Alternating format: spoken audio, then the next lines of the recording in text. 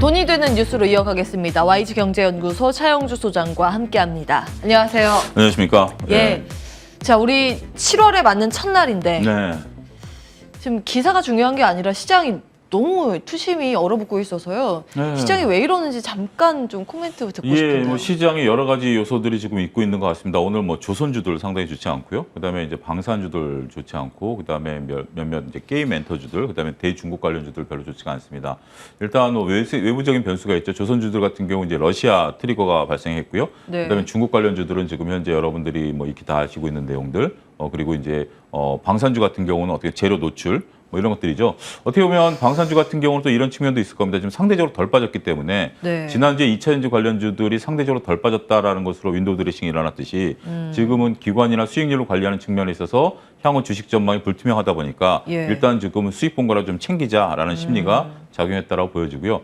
또 한 가지 여러분들이 아셔야 되는 게 지금 오늘부터 3개월 동안 신용 물량, 그러니까 지금 지난주 금요일 날 하락했기 때문에 오늘부터 신용 담보 부족에 대한 부분들이 발생할 것으로 봤습니다만 일단은 정부가 3개월 동안 신용 담보율 140% 유지에 대한 것들을 증권사 재량으로 맡기겠다라고 예. 이제 얘기를 했어요. 근데 여러분들 이게 지금 새로운 뭐 어떤 시장을 방향을 바꿀 만한 뉴스는 아닙니다. 왜냐하면 이게 이제 140%에 무조건 반대면 나가는 것은 좀 맞긴 하겠습니다만 예. 증권회사 입장에서 보면 130%, 120% 해서 이렇게까지 또 종목이 하락하게 된다라면 소위 말해서 대손이 발생한다라는 거. 이게 무슨 얘기인 거 아니?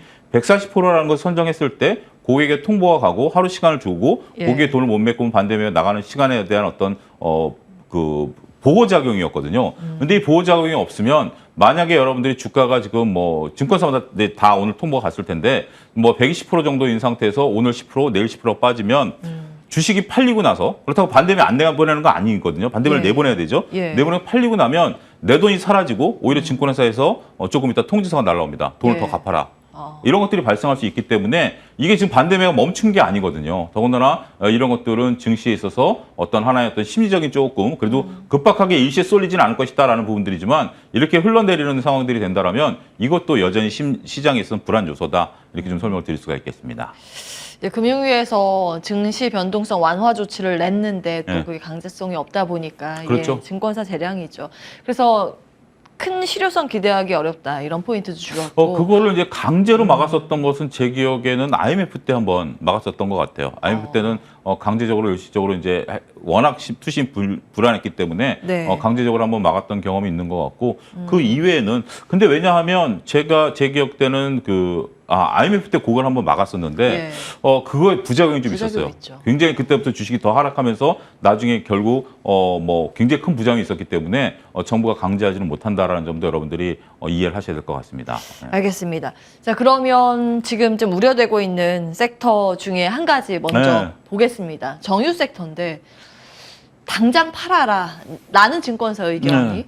나왔습니다. 세 가지 역풍이 몰려온다고 이야기가 되고 있는데 미국에서부터 시작이 되고 있습니다. 그렇죠. 이건 미국에서 나온 리포트고죠. 예, 대표적인 이제 정유주라고 하면 엑스모빌이 네. 될 텐데 올해에 얼마나 좋았습니까? 그렇죠. 예, 호황을 네. 잘 누리고 이게 한때 100달러 위까지 올라갔습니다. 105달러 선까지 올라갔다가 최근 80달러대로 뚝 떨어져 있습니다. 다음 보겠습니다.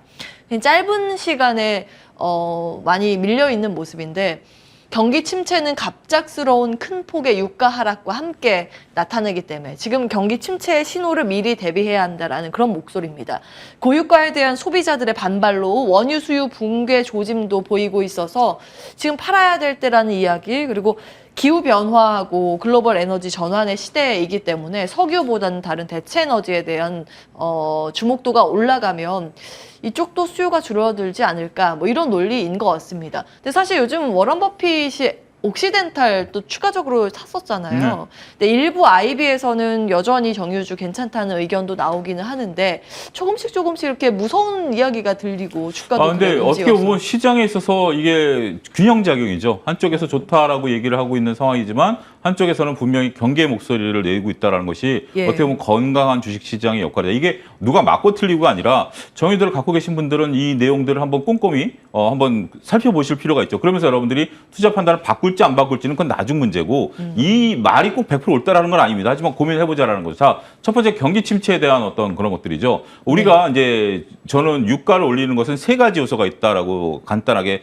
설명을 드릴 수가 있겠습니다. 하나는 제일 중요한 것은 수요와 공급. 예. 수요와 공급이고요. 하나는 유동성, 하나는 심리 이런 것들인데 일단은 지금 현재 수요가 늘어나느냐라는 부분들에 대해서는 이제 좀 경기가 약간 지금 아직까지는 경기가 좋은 거죠. 그러니까 그렇게 나쁜 건 아니에요. 근데 이제 과소비가 일어날 정도는 아니지만 어쨌든 수요는 좀 살아 있다라는 부분들. 그 다음에 우리가 이제 우크라이나 전쟁이 터졌을 때 순간 100달러를 뚫었던 건 심리적인 요소죠. 야, 지금 러시아가 가스관을 잠그면 대란이 일어날 거야라는 심리적인 요소죠. 또 하나는 유동성입니다. 지금 우리가 미국에서 QT를 실시하고 있는데 그 전에 풀린 자금들이 다 다양한 어떤 투자 자산으로 흘러갔잖아요. 뭐 농산물도 갔고 주식시장에도 왔고 원유에도 왔고 했던 것들인데 지금 이제 이런 요소들 중에 하나씩 살펴보면 심리는 여기서 이제 신재생 쪽으로 좀 몰려가는 거가 있고 유동성 부분을 본다라면 지금 이제 QT가 시작이 됐잖아요. 그러면 투자 자산에서 빠져나와서 안전 자산으로 이제 가야 되는 그런 부분 때문에 저는 그 전에 머니투데이에서도 말씀드렸어요.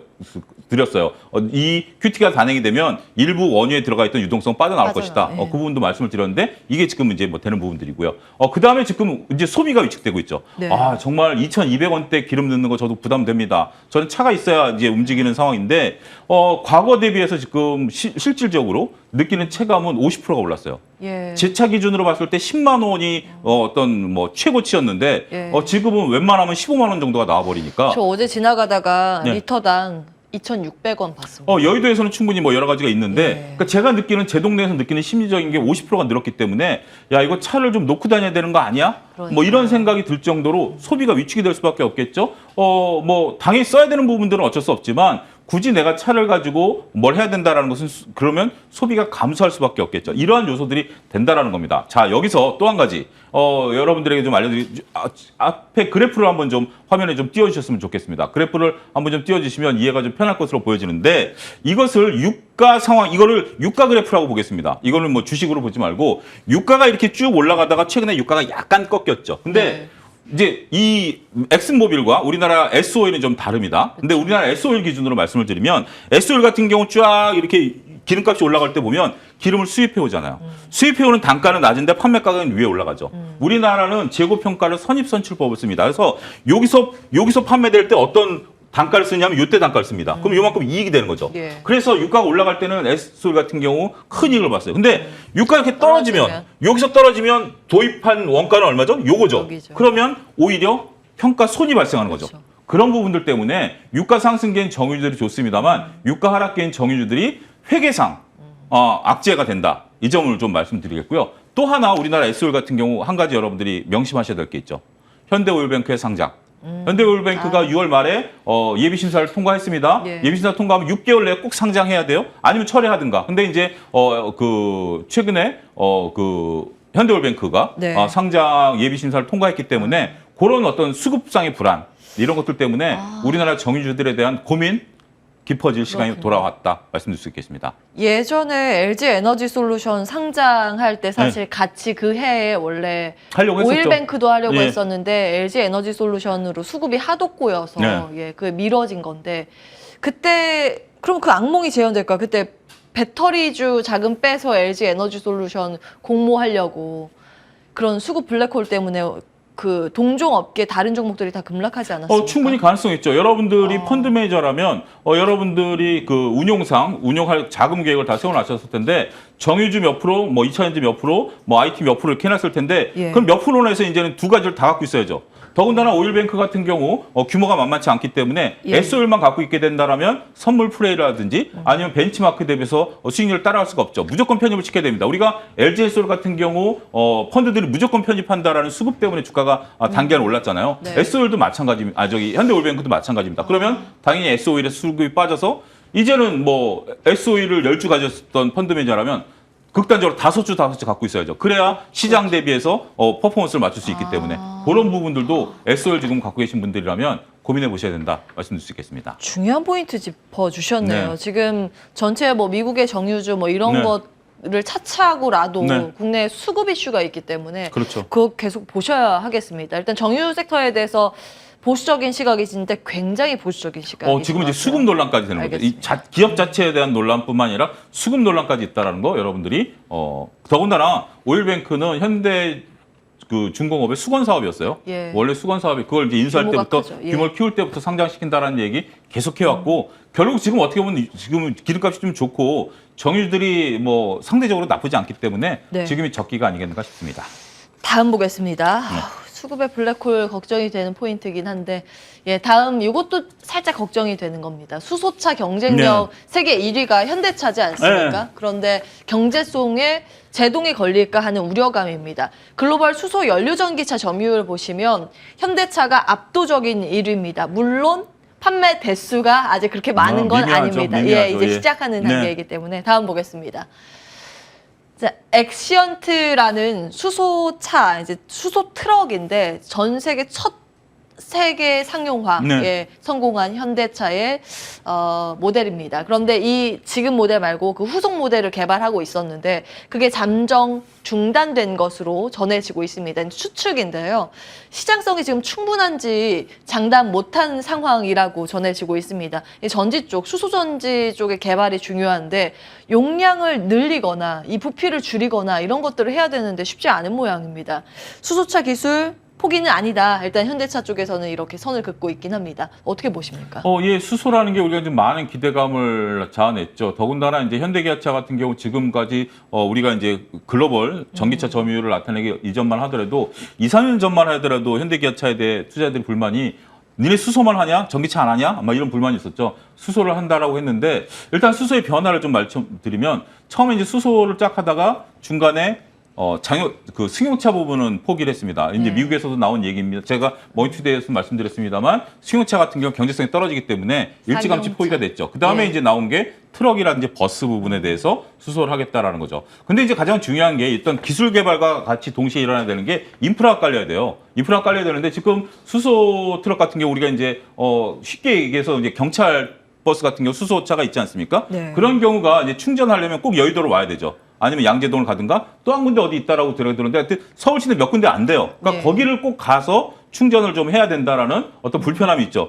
전기차 같은 경우는 지금 동사무소만 가도 꽂을 수가 있는데 수소는 안 돼 있기 때문에 일단 그런 거 첫 번째. 두 번째는 지금 이게 규모의 경제가 있어야 돼요. 앞서 우리가 보여드렸다시피 현대차가 50% 점유율인데 판매 대수가 지극히 미미해요. 그러니까 이 라인과 이러한 것들에 대해서 기술 개발을 해서 규모의 경제를 달성해서 팔아야 되는데 아직까지 시장이 대중화되지 못했다라는 거. 그건 인프라 문제도 있고 기술 문제도 있고 가격 문제도 있고 뭐 이런 부분들이 있기 때문에 결국 저는 이러한 판단이 그렇게 나쁘다라고 보이지는 않습니다. 우리가 이제 기대를 많이 가졌었던 전 세계에서 우리가 그나마 1위를 갈 수 있었던 부분들이라고 봤는데 저는 기업들이 하다가 안 되는 걸 굳이 가는 것보다 놓지는 않을 겁니다. 분명 놓지는 않을 거지만 그래도 우리가 지금 셀트리온에서도 보고 LG 그 엔솔에서도 보고 현대차에서도 보듯이 안 되는 건 과감하게 접을 수 있는 용기.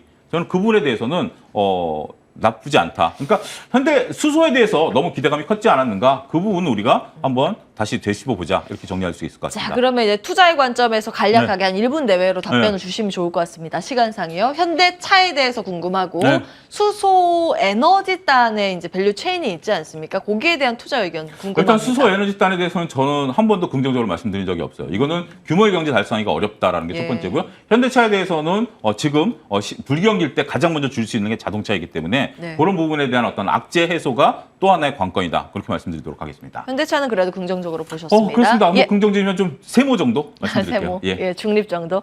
기억하겠습니다. 와이즈 경제연구소 차영주 소장과 함께했습니다. 고맙습니다. 감사합니다.